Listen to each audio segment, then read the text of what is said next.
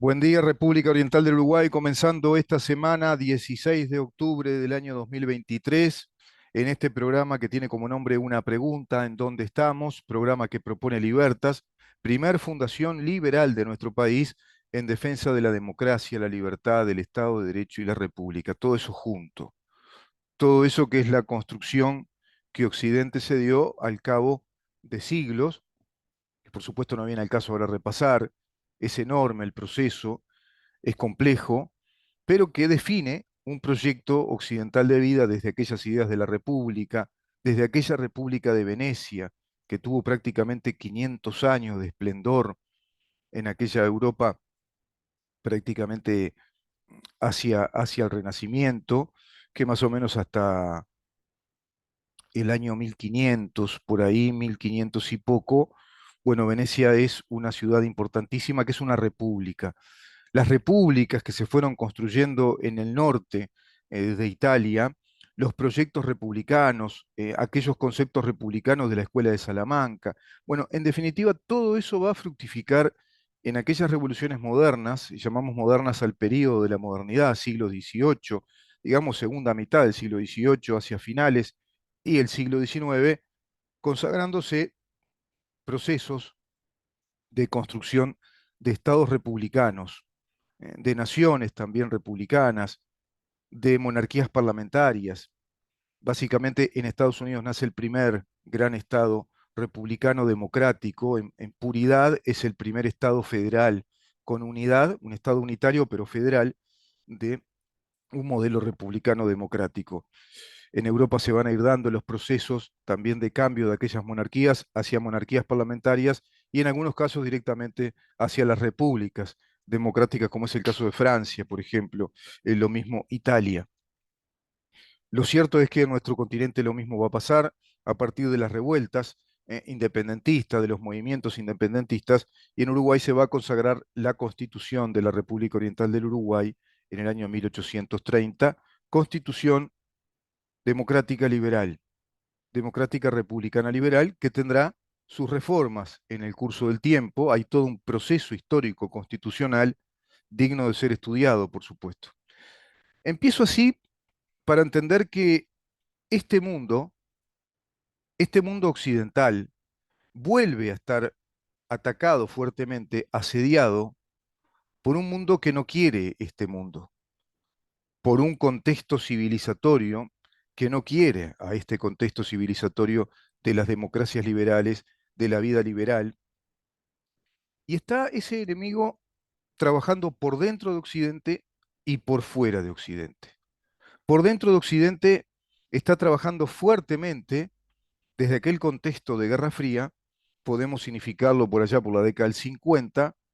cuando hay una especie de reformulación de la teoría revolucionaria de una doctrina totalitaria, como lo es el marxismo-leninismo,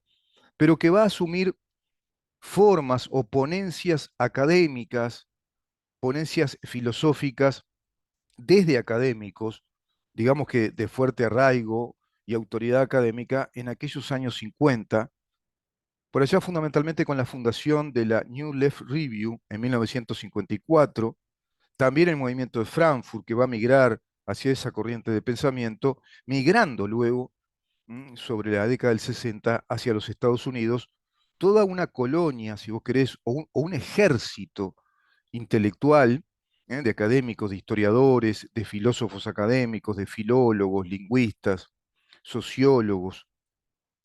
todos ellos, muchos activistas políticos, todos ellos de corte marxista en líneas generales, todos marxistas, dentro de teorías, inclusive lingüísticas, filológicas, también de alguna teoría que pretendió ser neuropsiquiátrica, como la teoría de la percepción de Henri Bergson, por allá por el año 1901 ya, introduciendo la idea de la percepción, la perceptividad, eso que va a tomar posteriormente Aldous Huxley, por ejemplo, con las puertas de la percepción,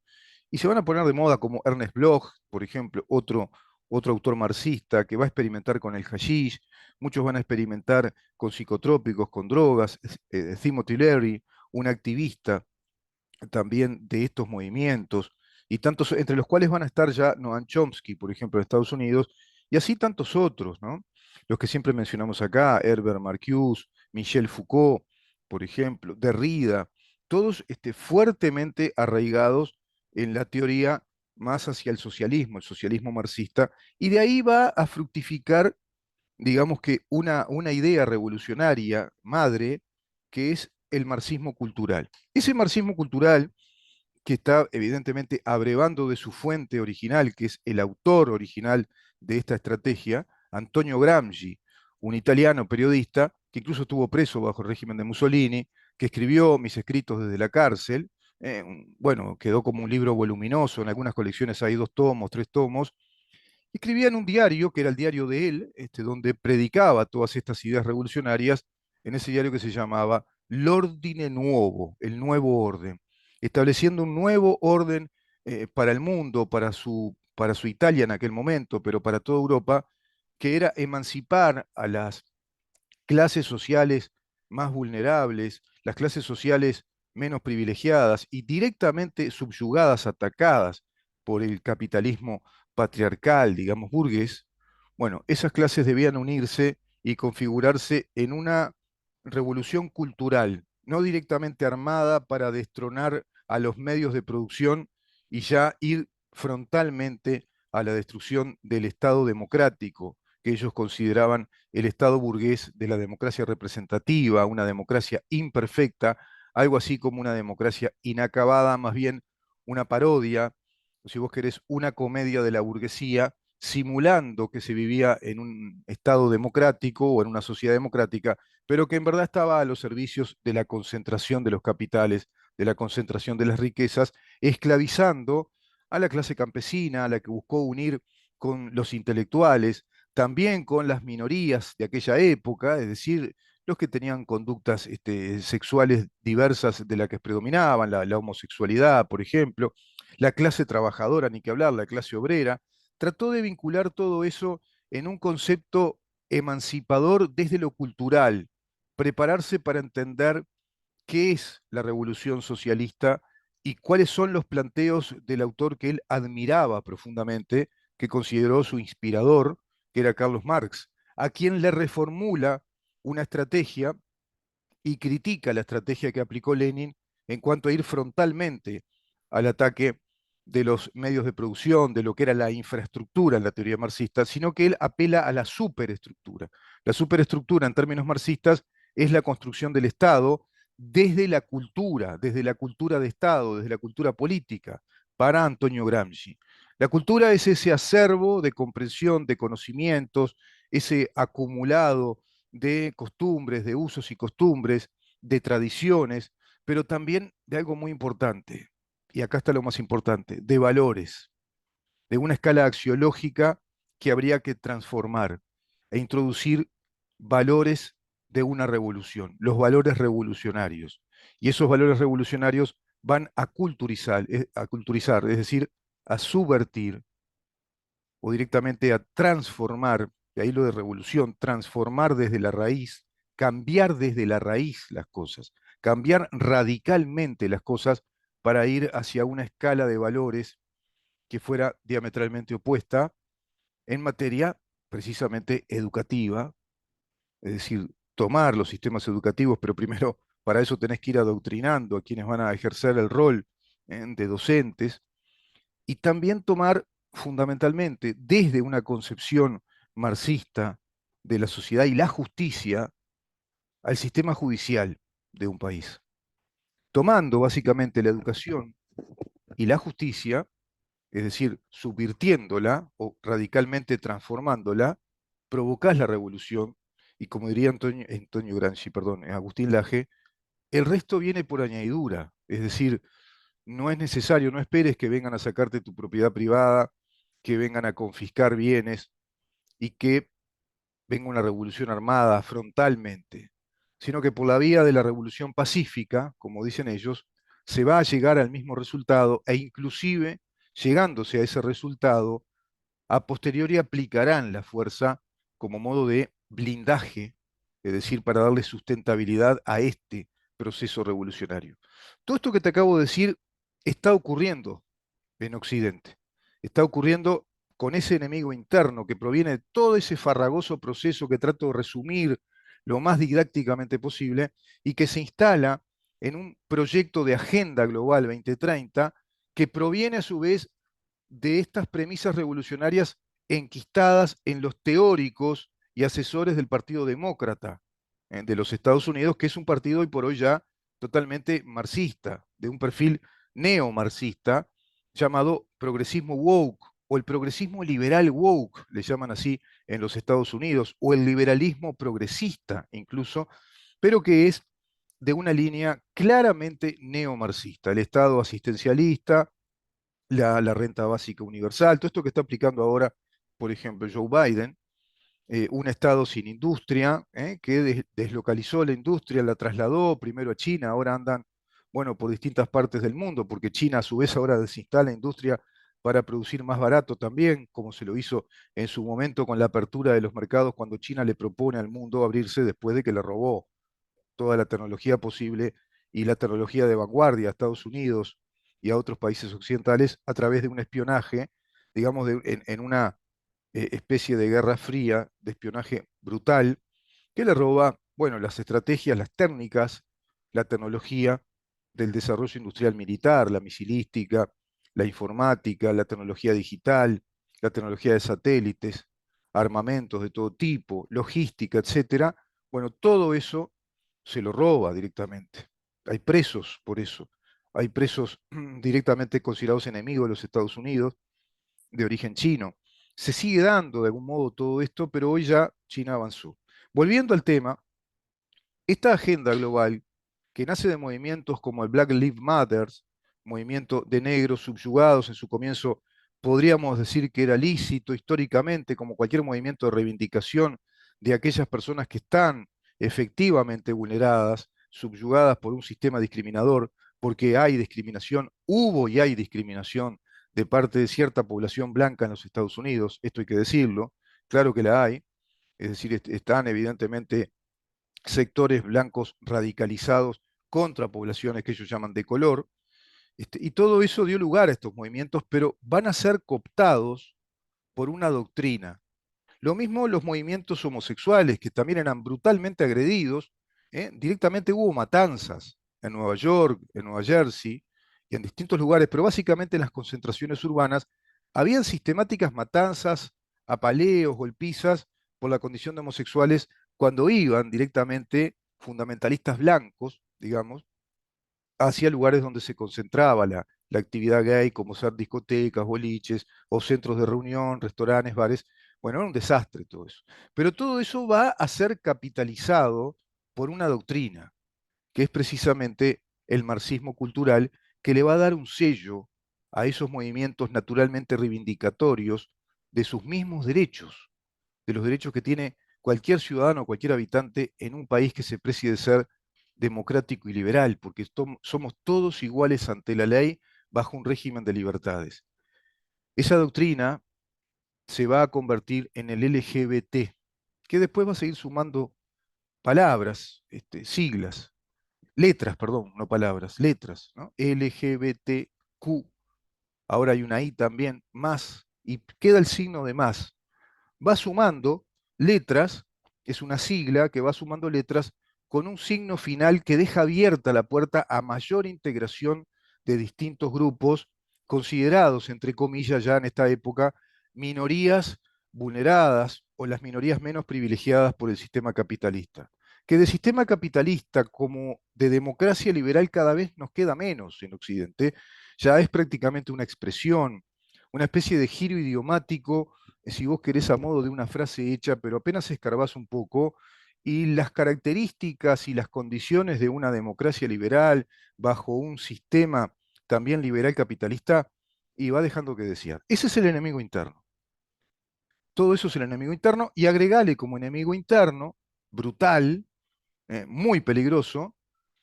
ese conjunto de células inaprensibles prácticamente, organizadas en Europa, también en Estados Unidos y ya introducidas en América Latina, que son las células yihadistas, de esa yihad que en su momento daremos cuenta históricamente un resumen de dónde proviene el término, cuánto hace que esto existe ¿Y Occidente tiene esto como novedad? No, es histórico. Tenemos que ir inclusive a las cruzadas, a la cruzada de los pobres, la primera cruzada, segunda cruzada, las cruzadas que pretendieron recuperar la ciudad santa de Jerusalén, tomada por ejércitos musulmanes, por emperadores de aquella época, que luego pretendieron irradiarse hacia la Europa Oriental y continuar, y así lo hicieron. Hubo todo un proceso de siglos de dominación, inclusive otomana, de dominación musulmana, donde hubo focos de resistencia. Ya se hablaba de yihad. Yihad, que quiere decir en árabe esfuerzo, pero que lo fueron convirtiendo en una palabra con una significación muy especial, que es el esfuerzo por la santidad que plantea el Corán. Son sunitas, los sunitas creen en Alá como el único Dios y Mahoma como su profeta. Y pretenden que toda la humanidad esté bajo la fe, la oración, la ritualística, si vos querés, y la lectura del Corán para convertirse en una humanidad redimida ante el único Dios, Alá, y Mahoma, su profeta. Resulta que hay otras dos religiones que también son monoteístas, como el judaísmo, y por otro lado el cristianismo. Para los cristianos, el único Dios, es el Dios y el único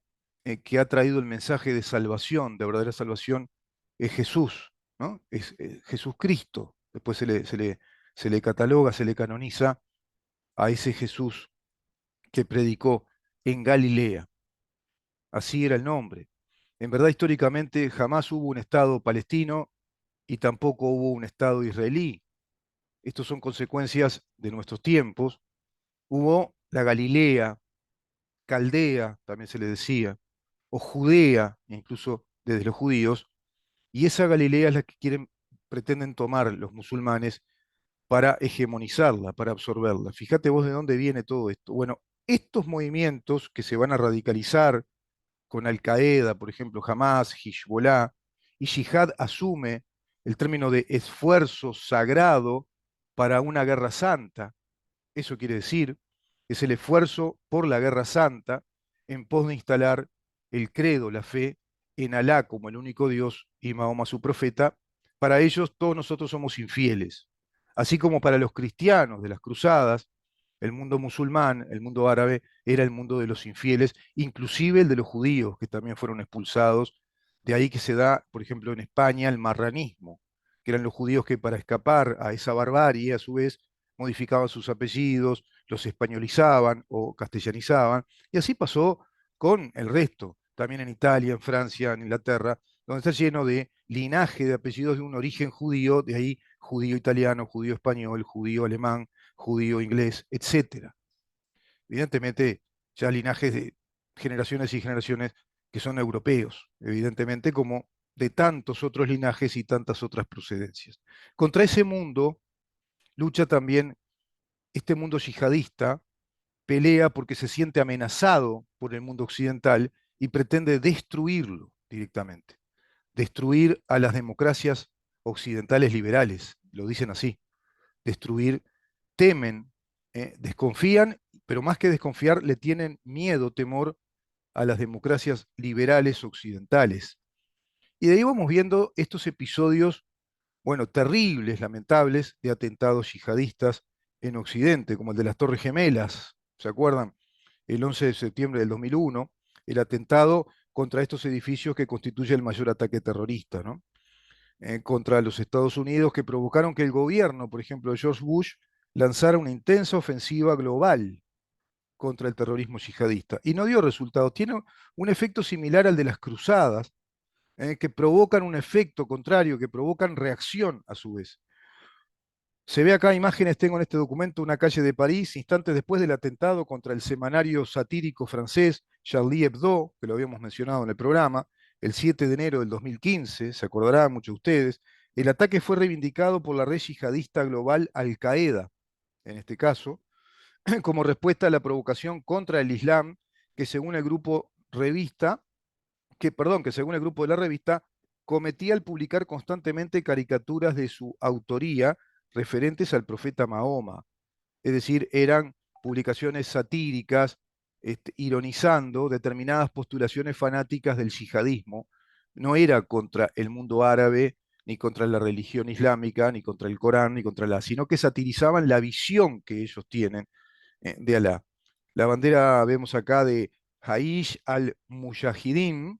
que es esta bandera que se ve por todos lados, que era del ejército de ISIS, otro grupo fundamentalista también, no sé si se podrá ver, otro grupo fundamentalista que va a crear el Estado del Islam, el Estado árabe,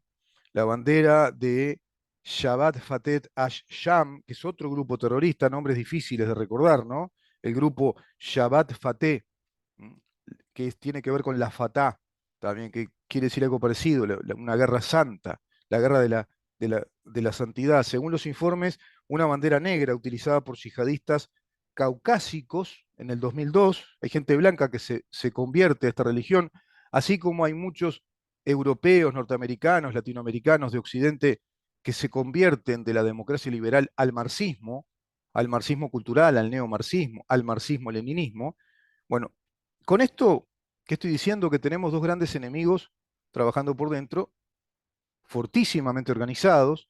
sobre la estructura base de militancias, son militantes orgánicos, tanto el comunismo internacional, digamos que configurando toda esta nueva estrategia gramsciana del marxismo cultural para arribar a etapas ulteriores cada vez más profundas. En América Latina, Foro de San Pablo, Grupo de Puebla, arribando a etapas más profundas, con planteos más radicales hacia el socialismo, directamente un socialismo marxista-leninista, con ciertos perfiles o cotos de maoísmo incluso, pero como primeras etapas, digamos que esta fachada de una supuesta democracia distinta, pero que acepta aún las elecciones, los partidos libres, la libertad de expresión hasta cierto punto, hasta cierto límite. Ya no tenemos libertad de expresión total, y a su vez simulando que tenemos aún tres poderes: poder ejecutivo, poder legislativo y poder judicial. También lo rompieron eso ya con toda su embestida legislativa, inconsulta de la Constitución, como pasa en nuestro país. Te das cuenta que acá estamos hablando del enemigo interno que ha debilitado fuertemente a modo de un virus que va debilitando todo el organismo vital de ese occidente liberal democrático, con libertades individuales, libertad de expresión, libertad de pensamiento fundamentalmente, la libertad de emprendimiento, la libertad empresarial, el capitalismo liberal, la propiedad privada y fundamentalmente la separación de poderes y el funcionamiento, digamos que en estricto rigor, respecto a lo que la Constitución mandata o prescribe, para darnos garantías en esa separación de poderes que a su vez tienen un sistema de contralor entre sí, de que no exista perversión, corrupción en esos poderes, especialmente corrupción funcional, corrupción estructural y funcional, más allá de la corrupción de funcionarios, que es otra cosa. En lo que más abunda la prensa, en lo que más abundamos es en la corrupción de algunos que se quedaron con dinero, que transfieren dinero, que tienen conductas que están reñidas, digamos, con la buena ética pública. Eso también hay que atacarlo. Pero esa corrupción no es orgánica. Hay otra corrupción que es sistemática y orgánica, que busca corromper la estructura y el funcionamiento de los poderes. Eso se logró en Uruguay. Vamos a hablar de esto en la segunda parte del programa, así que Ramón, te pido una pausa para continuar.